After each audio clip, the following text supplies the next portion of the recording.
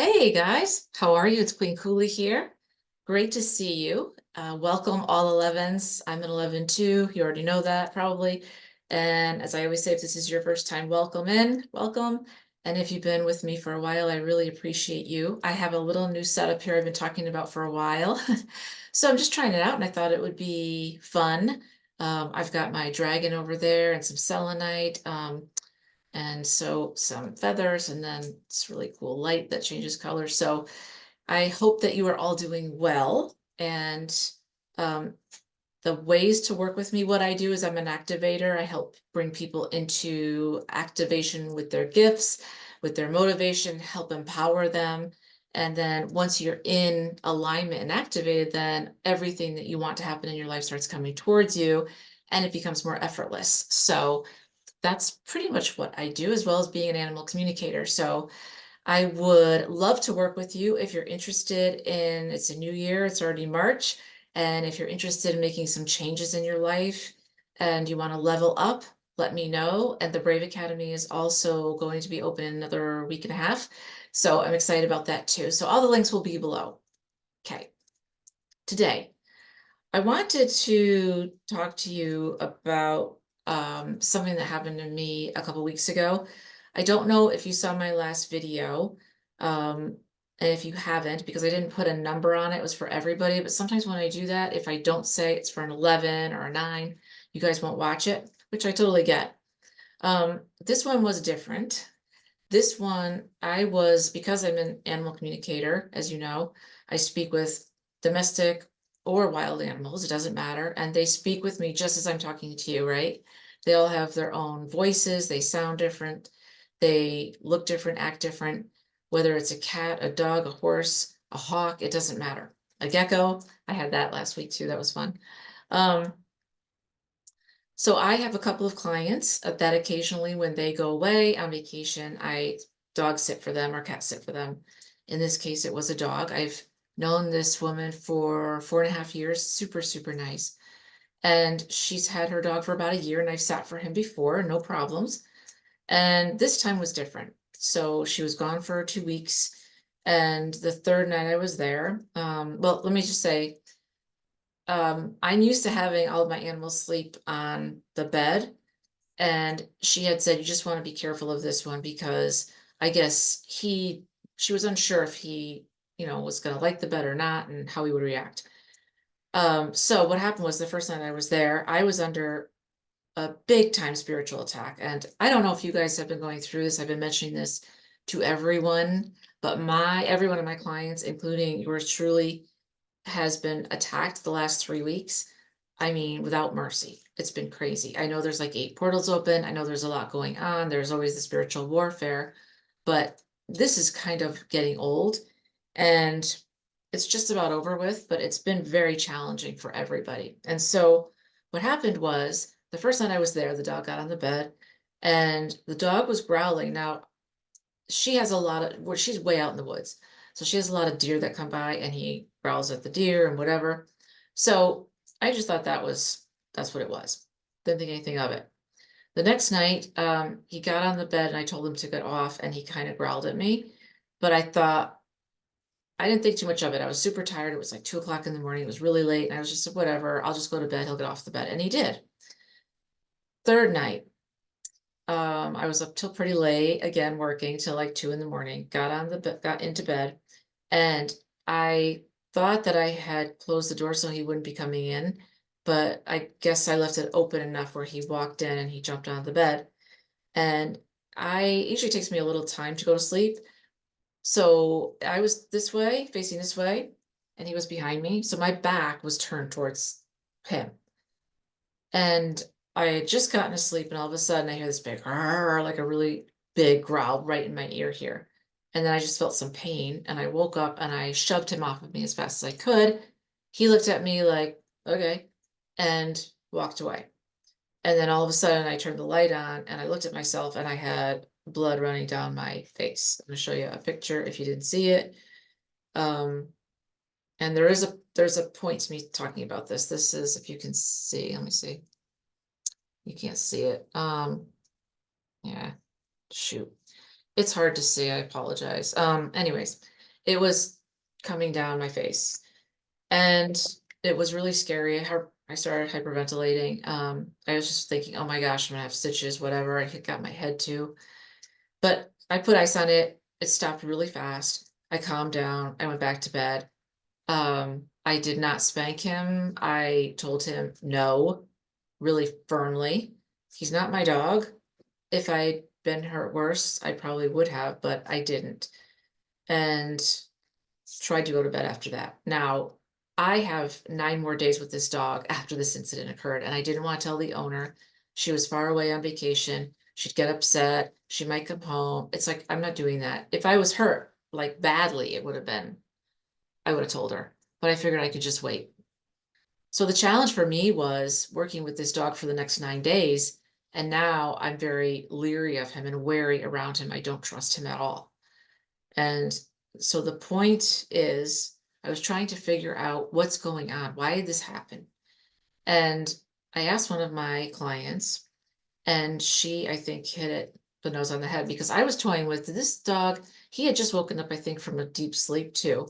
So was this dog seeing something near me and trying to protect me? But then I don't know why the dog would bite me. Thank God my back was towards him. Thank God. Can you imagine if I was face first towards him? For the next rest of the 9 days, I would go in, he would not go in my room, I'd even lock the door. No matter how much he cried, I'd lock the door. He wasn't coming back in. No way. But after the first day or two, I really tried to just sort it out in my mind and be like, it's okay. You know what I mean? Like, he's not going to be in the same room with you when you sleep. And you just need to be kind of cordial and just keep your wits about you, which is what I did.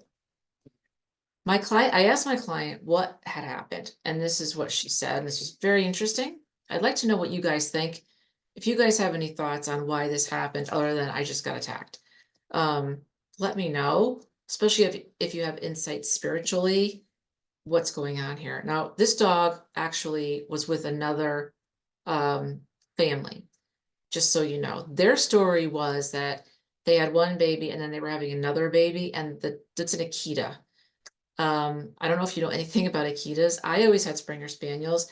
Akitas have always, every Springer I've had, Akitas have attacked Springers. Springers are like golden retrievers, like they're very, loving, and they wouldn't hurt a fly. Akitas not so much. So they're not my favorite dogs, I'll be honest with you, because they'd always attacked my dogs when it was like a passing by thing, literally. It wasn't even like we knew the dog. So anyways, she said to me, you gave this dog carte blanche, meaning a pass, right away, and you shouldn't have done that. And I really thought about that, and I was like, huh, she's right. Whenever I work with clients or just in my regular life, if I meet somebody new, I don't automatically give you a pass, like, oh, you're cool, I can work with you, or you're going to be an amazing friend or colleague or whatever. I kind of say hi and then I kind of step back, like most 11s do, and watch, right? Let this person show me who they are, right? Are they good? Are they bad? Because as 11s, we always want to see beneath the mask, right? What's behind your mask? And I realized for animals, it was different. Every animal that I've ever met, I would give them carte blanche, meaning I give them the benefit of the doubt times a million, right? I don't believe that animals are born evil, right? A giraffe is not born mean. Even dogs are not born mean. Yes, they can have tendencies, but they're not mean unless someone's made them that way. That's just my personal feeling. You guys let me know if you think that's right or off course. So something had happened within this family. When I channeled in and meditated on it, I got that there was some sort of incident that happened with the bed, where he felt threatened, or maybe he was beaten on the bed. Maybe he woke somebody up and didn't mean to. And something negative and scary for him happened with or around a bed. No excuses though, right? This is just what I thought afterwards. I should have channeled into this beforehand. I should have not let him on the bed in the beginning. I should have watched him more, but I guess I kind of felt like I babysat for him before, so there was never a problem. Why would I expect a problem now? But I realize that I always do give permission and yeah, you're good, you're fine. And we shouldn't do that, right? We should treat them just like we treat humans. Like, I don't know you and you don't know me. I'm not expecting anything bad to happen, but like, let's kind of, you know, watch each other and say hi to each other and kind of chill out before we're best buds. So that was important. And I want you guys to know that, because if there are people in your life that you're giving carte blanche to, they may be doing or saying things behind your back that you don't even know. And this is when it gets real, right? Because you can be going to work every day with the same people. They always say we spend more time with, people at work than we do our loved ones. We're there 5 days a week, all day long, right? So really observe them, because they could be saying or doing things against you that you may not even know about. And here you are coming in, you're my friend, my colleague and my friend. Maybe even going out for dinner, drinks as a group, whatever, but it's a totally different ball game if they're starting to talk about you behind your back, which is possible. So those are two important things: not giving passes right away, and also just kind of observing. This is all part of something that I teach in the Brave Academy. It's under discernment and introspection. And discernment is really about knowing who is for you and who isn't. Taking off the masks and really looking at the person behind the mask, which is what you always want to do as fast as you possibly can, because we want to get down and dirty and figure out, are you a good person or not? Should I be spending my time with you? Because I don't want to waste my time. And if you're not a good person, if you're not on my side, if you're talking behind either me or other people's backs, which is totally, it happens because we're different, right? We're special, we're different.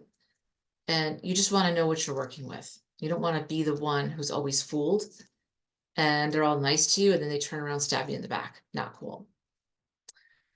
The other thing I wanted to mention to you was pay attention to the signs around you, not just the people, the actual signs. It's not so much about seeing the numbers like 222 or 1222 or 333. It's more about what's behind that. And I'll give you an example.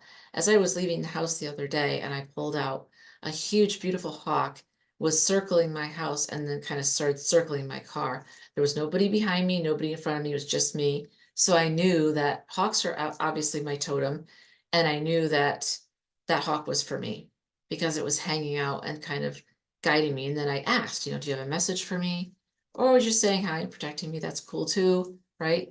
So always ask if there's a message for you and thank them, right? And thank God, thank the universe, thank spirit, whatever works for you, that you saw a 222 or a 1222 and you looked it up, and that means something like, whatever resonates with you, like you have spiritual protection, because you do. So I wanted to kind of bring you into my world for a minute and let you know that we're all struggling. Nobody's got it perfect. And the biggest thing that you can do for yourself to move forward is pay attention to what's happening around you, right? Not just a little, really open up and pay attention and open up your third eye. I always kind of do this. Open up your third eye and you can close your human eyes, because you can see much more with your third eye spiritually than your human eyes, right?